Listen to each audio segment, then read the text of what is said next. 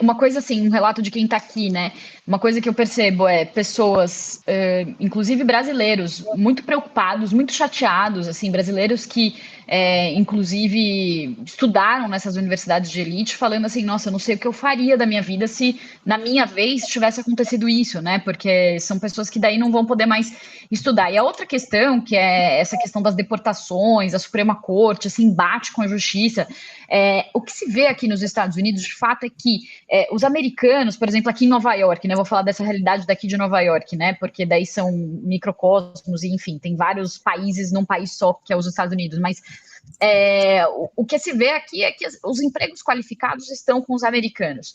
Mas não tem um restaurante que você não vá que não tenha imigrantes trabalhando na cozinha, por exemplo, não tem, né? Não tem, assim, todas as entregas são feitas por imigrantes, todos esses serviços que muitas vezes os americanos eles não querem fazer são feitos por imigrantes. Então, estando aqui, a gente fica pensando como que vai ser como seria se Trump cumprisse o objetivo de não deixar mais imigrantes entrarem e se ele deportar esses imigrantes. E aí já tem gente na economia falando sobre como isso vai pressionar a mão de obra aqui nos Estados Unidos, num momento em que as coisas já estão caras, os Estados Unidos estão tentando ali combater a inflação, vem de uma inflação pressionada, se há uma pressão sobre mão de obra, os produtos tendem a ficar mais caros, ainda também com essa história toda de tarifas, e isso que vocês estão falando, né, da questão das universidades,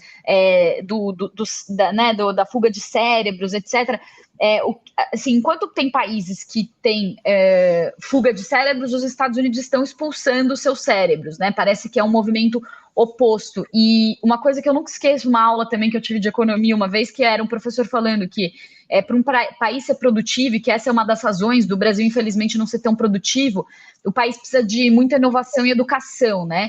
E é com base nessa educação e pessoas que fazem pesquisas, etc., é que o país ele consegue ser mais produtivo e consegue avançar e ter inovação. Então, o que eu percebo são falas assim com dois pesos, duas medidas, né? Então, de um lado, Trump fala, não, precisamos ter uma indústria de ponta, precisamos colocar as tarifas para que a nossa indústria... Mas aí ele barra toda a inovação, né? E onde a indústria americana é mais forte, que é nessa tecnologia de ponta, etc. Então, são algumas das reflexões que eu fico aqui. Eu não sei se vocês concordam, o que vocês também enxergam sobre isso, mas... Ele quer a velha manufatura, né? Ele tem esse fetiche que existe aqui no Brasil também, de uma manufatura que emprega um monte de operários, né? E que não existe mais, só existe na periferia do mundo, onde a mão de obra é barata, né? E essa indústria altamente inovadora os Estados Unidos têm, né? Que é a indústria que envolve as big techs, enfim, o desenho das máquinas, das coisas, do funcionamento das coisas. É isso que dá dinheiro, né? A inteligência artificial. Só que eu insisto, quer dizer, isso é o mundo da elite, né? Quem tem estudos e tal. Esse não é o eleitor mais fiel do Trump, né? O eleitor do Trump é aquele que se sente deslocado de tudo isso que nós estamos dizendo. É importante a gente entender isso também para entender por que o Trump tem tanto apoio.